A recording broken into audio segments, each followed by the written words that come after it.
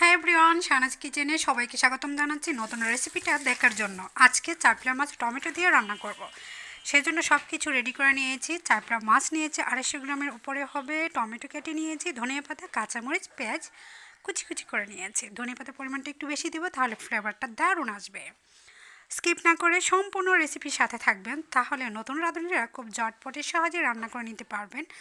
আজকে আমি সরাসরি ভয়েস দিয়ে আপনাদেরকে রেসিপিটা শেয়ার করব, তাই সম্পূর্ণ ভিডিওর সাথে থাকবেন। অবশ্যই ভালো একটি কমেন্ট করে যাবেন। রান্না করার জন্য আমাকে কড়াইটাকে সর্বপ্রথম গরম করে নিতে হবে।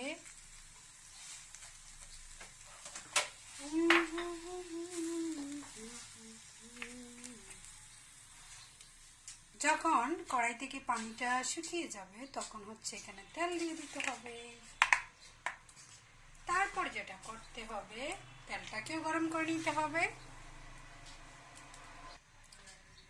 এখন যেটা করতে হবে সেটা পেঁয়াজ কুচি দিয়ে দিতে হবে।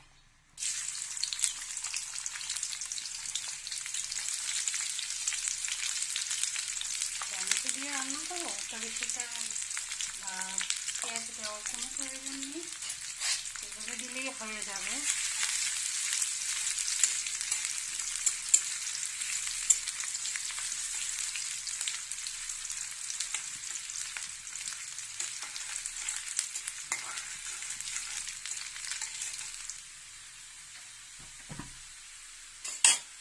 এখন দিয়ে দিব লবণ, হলুদ, মরিচ, ধনিয়া গুঁড়া।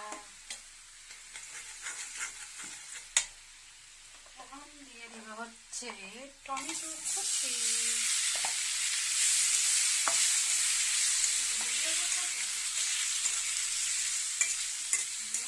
তারপর দিয়ে দিব এটার মধ্যে মাছ।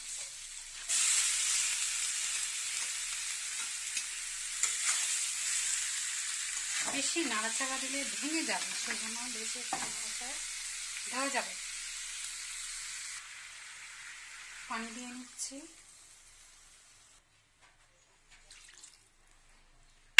পানি দেওয়ার পর এত নাড়াচাড়া দিলে কিন্তু ভেঙে যাবে, সেজন্য নাড়াচাড়াটা একটু সাবধানে করে দিতে হবে।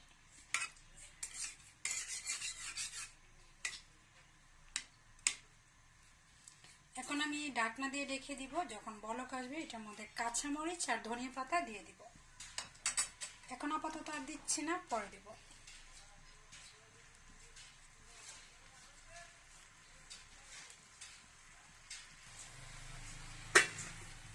ঢাকনা দিয়ে রেখে দিলাম। যতক্ষণ পর্যন্ত বলক না চলে আসবে ততক্ষণ ঢাকনা দিয়ে ঢেকে এটাকে রান্না করব।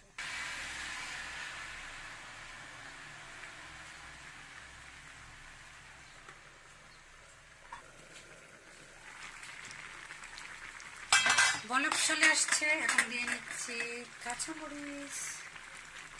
একটা বেশি করে দিই, কুচি কুচি কাঁচামরিচ, বেশি একটা জাল নেই, সেজন্য ধনিয়া পাতার পরিমাণটা একটু বেশি দিয়ে দিচ্ছি।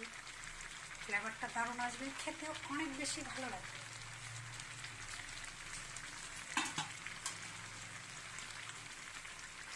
মাখা মাখা ঝোল থাকবে। লবণটা ঠিক আছে কিনা একটা দেখে নিই। টেস্টিং সল্ট দিয়ে নিচ্ছি। টেস্টিং সল্ট দিলে খাবার টেস্ট বাড়ে, লবণের ব্যালেন্সটাও ঠিক থাকে। তো আর একটু লবণ দিয়ে নিচ্ছি, একটু কম হয়েছিল।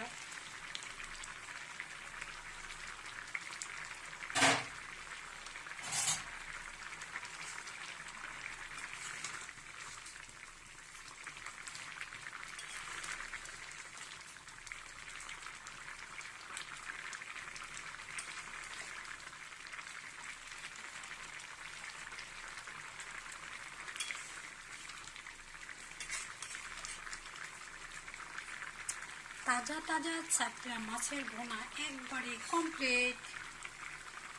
আশা করছি আজকের রেসিপিটা অনেকের কাছে ভালো লাগবে। তো সবাই ভালো থাকবেন, সুস্থ থাকবেন। পরিবেশন করে দেখালাম না, এখন কমপ্লিট, নামিয়ে নেব। তো আজকের মতো এখানে বিদায়। নতুন কোনো রেসিপিতে আবারও দেখা হবে। সবাই সুস্থ থাকবেন, ভালো থাকবেন। আল্লাহ হাফেজ।